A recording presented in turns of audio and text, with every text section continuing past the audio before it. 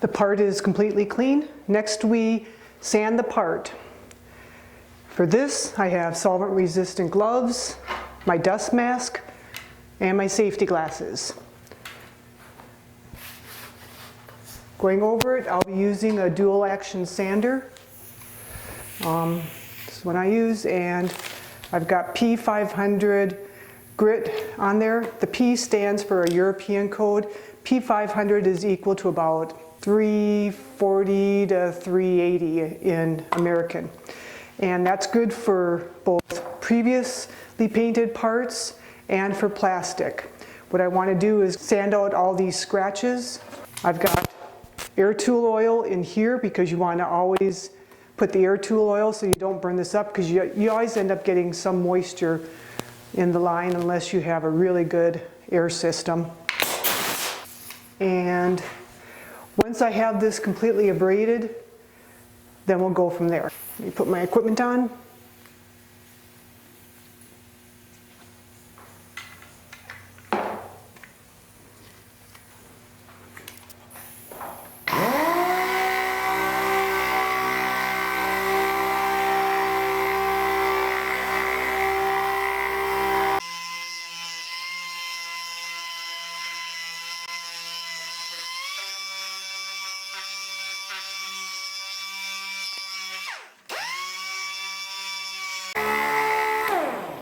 When sanding with a dual action sander, you never want to do anything like this or like just use the edge, because then you're going to put in a groove. You want to keep it pretty much flat.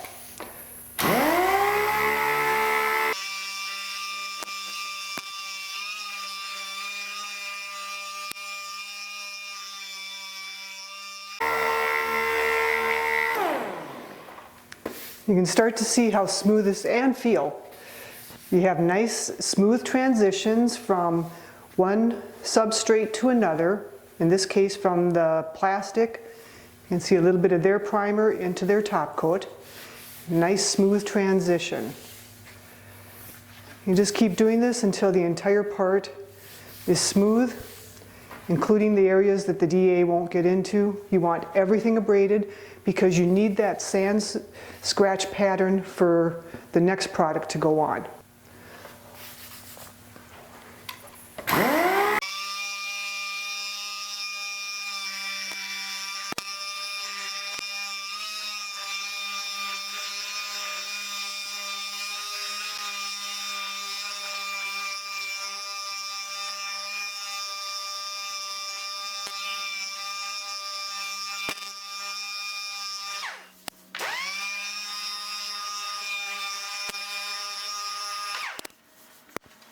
If you start seeing little circular patterns, it's possible that a seed of material got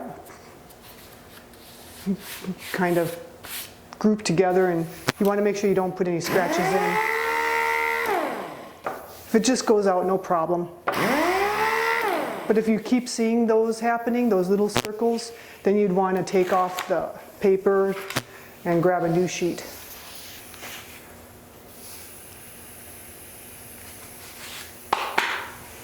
Then they have also Velcro. They have old school where you put a glue on it.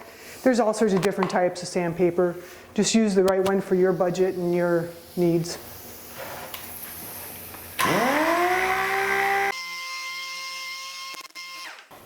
Now I can still feel right here where the decal and adhesive used to be, so I'll make sure that that's all smoothed out. You can also see a little bit here. I want all those to be smooth transition, called feather edging.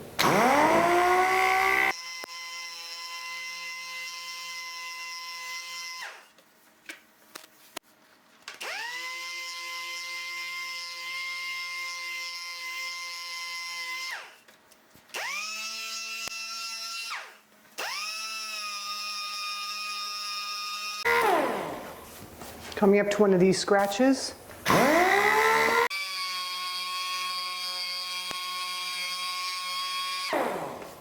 Sanded out just fine because it was a very light scratch. This area right here, you can see down to the plastic. We'll see if that sands out nicely.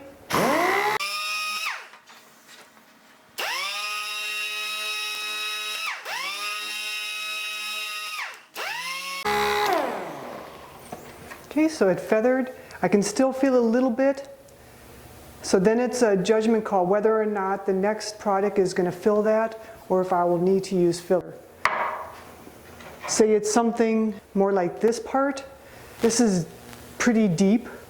It really you can feel chunks out of there. So this is going to actually have to be filled.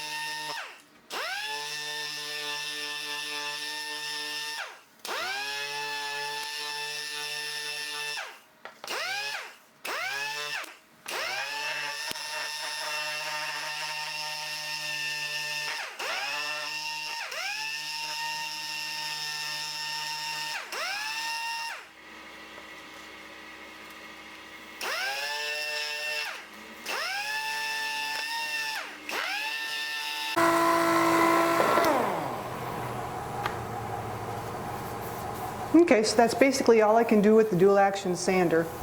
Now I'll come in and get the rest of these areas that are still glossy or that might need a little bit extra by hand or with a scuff pad. I might just use a scuff pad for in here.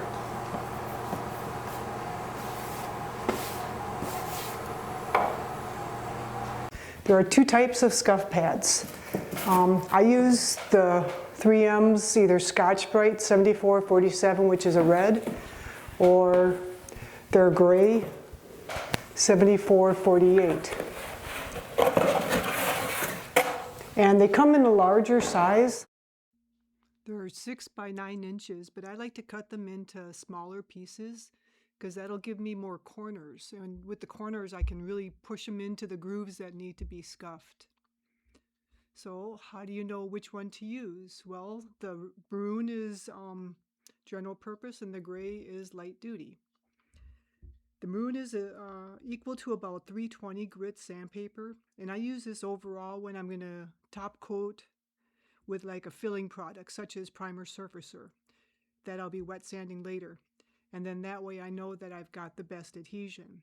And then the light gray pad, the ultrafine, is equal to around 800 grit. And that's one that I'll use when I want to scuff areas that will thereafter be top coated with a thin product, such as sealer, paint, or clear coat. Now there are other scuff pads on the market, from the white light duty at 1200 to 1500 grit, all the way down to the tan pad called the heavy duty at around 60 grit. But I can get all my work done simply using the light gray and maroon ones.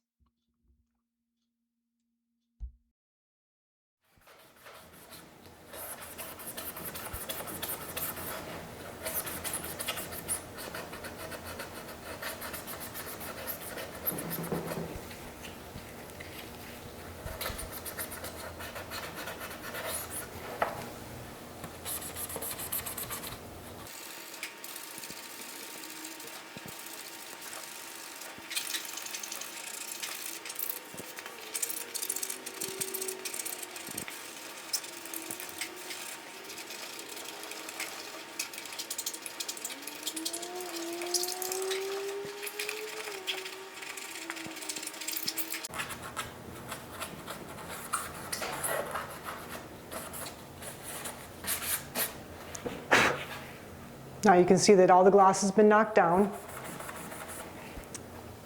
And this one's been used a little bit more. This one I'll use more overall.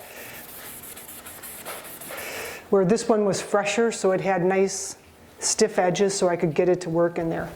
And then as I'm going along, like here, I can see there's a little chunk of material gone. The first thing I'll do is I'll take a 180 grit, because if I can sand out an imperfection, especially on an edge, then that means I don't have to fill it, which is less time, especially if it's not going to show. But if after going over with the 180 a little bit and it's still there, and I always prime before I put my polyester body filler on top of plastic. The reason being is I did a test panel a while back where it's like I'll use a bunch of different products and then I'll score with a razor blade, cut down into the substrate, the plastic in this case, and then I'll like really give it some abuse because I want to know what's going to happen. And here, this is with a 180 grit, scuffed it, and here is where I've got polyester body filler over the plastic, and here's where I have it over primered. And you can see that the primer stuff is sticking better than this. See, even right there, just peels right off. That is why I now prime with an epoxy primer before putting the body filler on. And then going through, there might be another little scuff. Like here's a little gouge. This one, the 180 removed it and it's not even down to the plastic. So that one I don't have to fill. Instead, what I'll do is I'll just tear off a little piece of the 320 grit. And I'll go over that just to smooth it out so that we don't have a 180 grit scratch here that the primer surfacer has to fill. There. And basically that's it. And I'll just go through everywhere. If it's really light already, I might just use the 320. Just go over it, just smooth it out. Otherwise, I can use one of my scuff pads, knock down the shine. So again, scuff pads knock down the shines. The sandpaper sands out imperfections. If it's a deep imperfection, I like to start with 180 grit and then switch to a 320 grit. And if I know absolutely that I'm going to have to use filler, I might keep it. I'll just keep it at the 180. Like here, there's a bunch of little tiny nicks.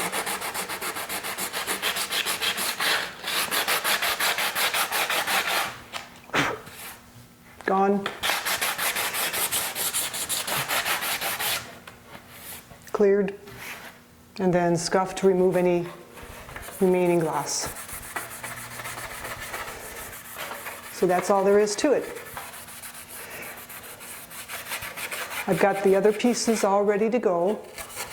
And so I'll just finish up with this one. Then everybody will get cleaned with the wax and grease remover again. And then I'll mix up some epoxy primer. So for clarity, the epoxy primer is going on the plastic parts only where I need to put some sort of filler, which is a polyester type filling product. And so the epoxy primer goes down first so that we have better adhesion. But at the same time, I also have to epoxy prime the underside of the gas tank. And so I'll actually grab the gas tank next. That's been blasted and wax and grease remover, it's all clean. And I'll just finish up the gas filler area and then show you how that works. Okay, so reblasted this. So now I'll take off this. Yeah.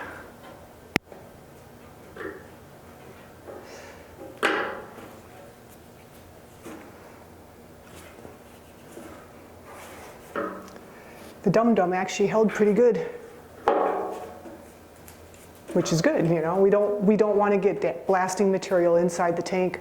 Sure, I always tell my customers to use a filter just in case something gets in there, but it's better to have it clean and not get it in there in the first place, so then you don't have to make sure you get it all out. Okay? And clean that up with a little bit of lacquer thinner. Careful so that I don't push anything into the tank.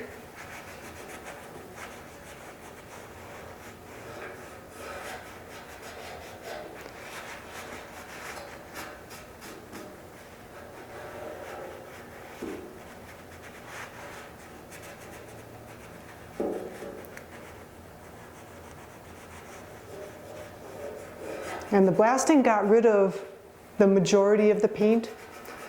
There's only a few areas where it overlapped so that it wasn't able to be blasted off. So for that, I'll again grab my drill, put on an attachment so I can just get it off.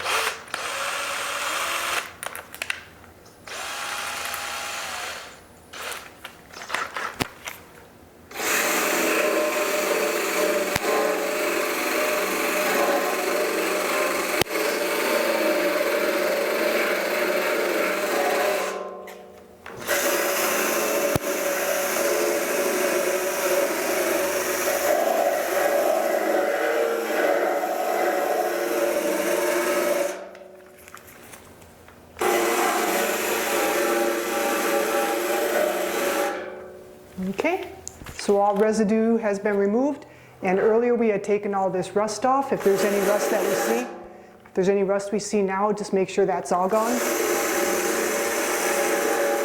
Because we won't want to use any of these harsh abrasive removal techniques once the paint is on. Nice and clean. I'll go over this with the thinner or wax and grease remover again just to make sure all residue is off. See, even that gets a little bit. And then I will tape this off with masking tape. I have to take my gloves off for this.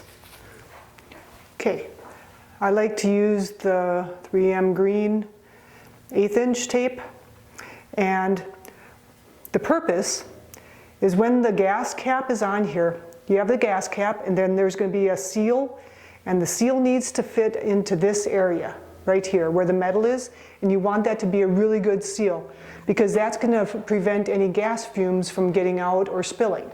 Now, occasionally somebody might have an older cap and it might have some cracks in it, and gas fumes can get past those cracks and they can start eating at the paint right around here. Some people might have noticed that in the past. They even make a product called paint savers that people have gone to, like putting this ring around there just to stop that bubbling and peeling effect. The best thing, in my opinion, is to prevent it in the first place. So what I'll do is, this is where I determine where the paint is going to stop. So I want it just a little bit past this little lip, but not so far that it doesn't look good. And then I'll evenly go around the entire tank, and then I'll tape this off with some more masking tape over the top of it.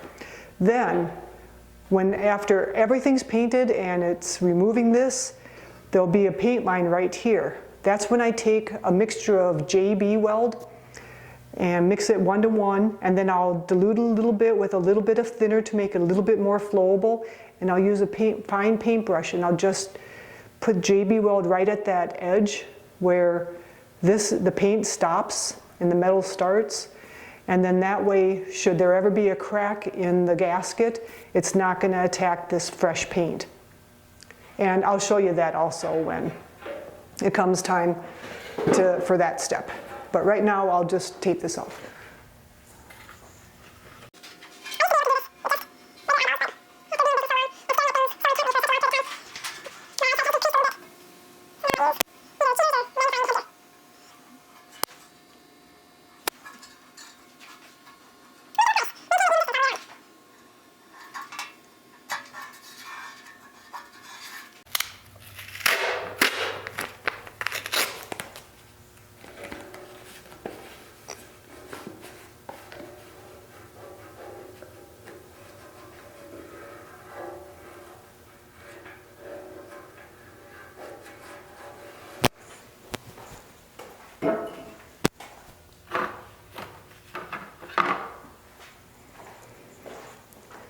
And then trim it with either an X-Acto blade or a razor blade, being careful not to score through the underlying tape. Just go through the top layer. And that's just something that you learn with practice, how much pressure to apply.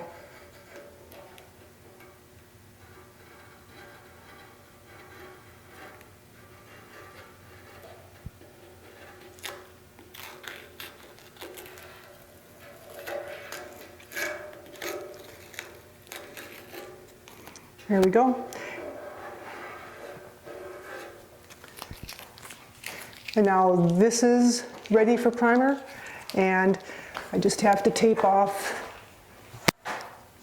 these little things again. I taped them off for the sanding portion just because I didn't want to sand these at all. And then I take it off, clean it, and then I'll mask these off again. So that's basically it.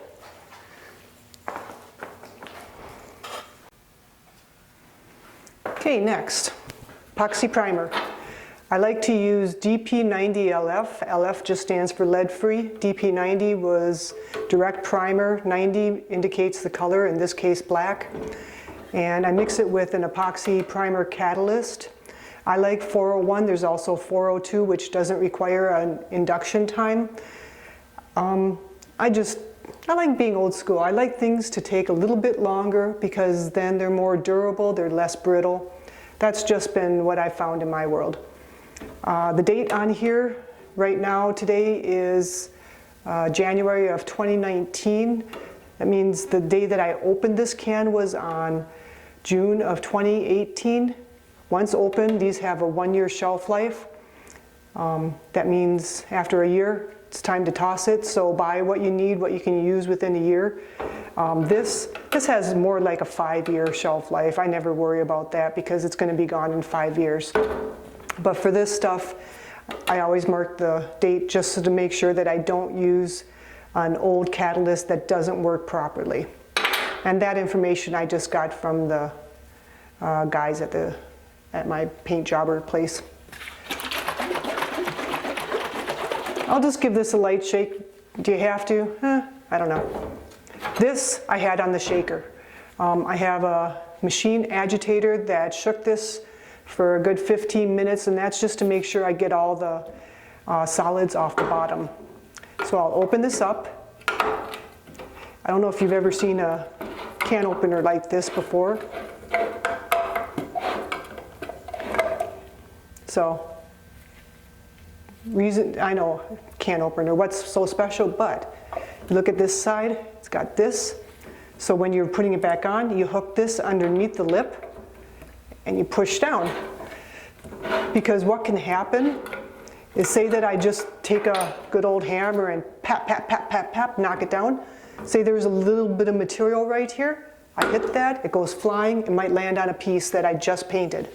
You don't want to do anything that could jeopardize your paint job. So you learn little tricks, you incorporate them into your routine, and then you know that you never have to have a mistake that you caused out of ignorance. Ignorance just means ignoring what's there. Okay, so like I said, I've got this nice and shook up. There's no solids on the bottom, feels good. And it says the mixing ratio is 2 parts of the DP90LF to 1 part of the DP401LF. And it doesn't say it on this, but in the text sheet, the P bulletin, it does say that there's a 5-minute induction time. Now so what do I mix it in? I can mix it directly onto this and do 5 minutes in here, but I'm not too thrilled about overusing these plastic disposables. I prefer to use it's actually glass. It just happened to be a jar that came very nicely straight up and down. So I use this over and over, and I'll use a measuring stick to measure out my 2-to-1 ratio, and then I can put a lid on this and put it back on the shaker and shake it for 5 minutes. But if you don't have something like this, you only have something like this, then you'll just have to agitate it for 5 minutes. And it's really important to do that because you want these two to bond completely. And then we'll set it aside, and let it do its 5-minute or half-hour induction, and then we'll spray. Well, here, well, I can show you measuring it, but it's not like you're really going to see what I'm doing. Okay, other little hints. When I pour, I like to pour on a place where I'm not going to cover up any directions.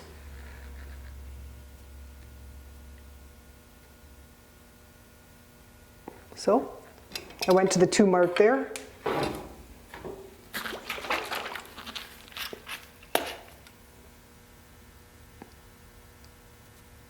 One mark there. And then I'll, again, 5 minutes agitation. This, the catalyst, is what's really hazardous, more so than the medium. With catalysts, you want to have your respirator on, your hand protection, your eye protection, everything, and full eye protection where it goes over the eyes and it prevents any fumes from getting in there, because isocyanates is typical in catalysts. And what isocyanates does is it will bond to the moisture in your eyeball. Sounds gross, I know. And then you end up shortening either your health, your life, or your ability to work in the field. So always wear all that equipment. With that said, I'm going to go get mine on.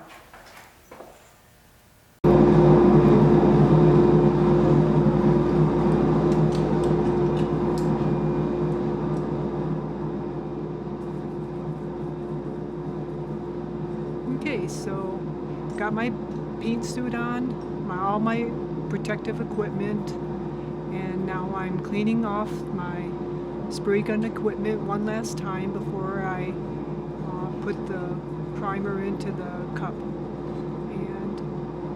And I've just got a habit of always cleaning the cup, making sure everything is spotless clean so that I never have a little speck of dirt get into a finish, because it takes time to clean that stuff. And it's better just to make sure you start out everything totally clean in the first place, so then you never have to worry about it.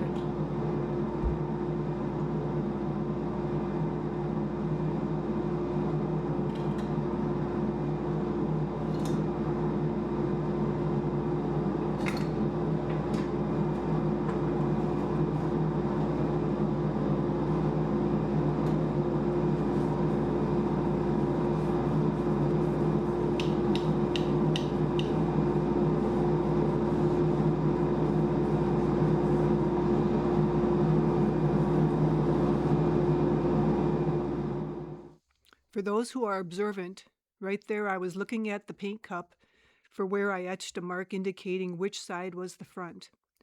When the spray gun attaches to the cup, there is a gasket that becomes worn, and if you always have the 2 pieces meeting the same way, you greatly reduce the likelihood that a drip of paint will get past the seal.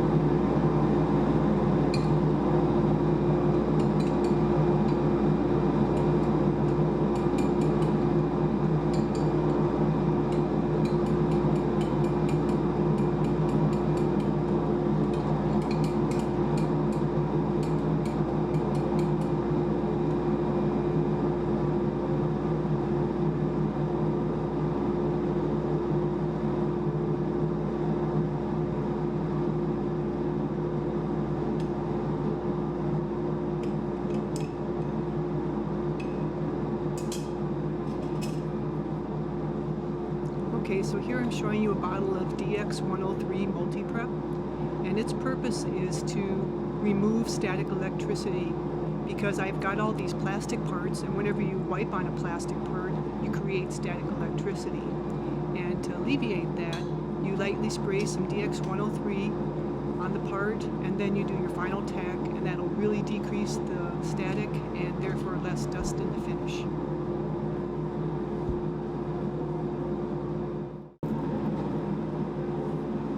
Okay, so it's finally time to spray something. And the best advice for that is setting up your spray gun, just practice with it. Figure out what everything does. Learn how to pull a trigger and have an even amount of paint coming out so that it doesn't run and it's not dry. And the rest of it just comes with practice.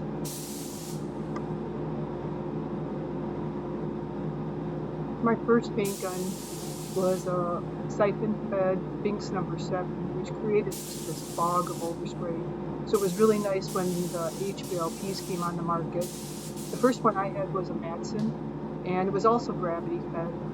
And it's kind of like a pressure cooker. It internally does all the pressure for you, so then you don't have to have the air supply at such a high level. And then after that, I went to the Anwest Iwata gravity feed guns, and that was even less pressure required. And those are my favorites. So I had one for solids, candies, and clears, and another one for metallics, because one speck of a metal flake in a solid paint job is unacceptable. And now as I'm tacking these parts off, you can see them move a little bit, and that's because I didn't tape them down. Normally I'll tape all my parts down with the duct tape called Gorilla, because it just holds so wonderfully. But because I was just doing a very small spot prime, I didn't bother taping them down.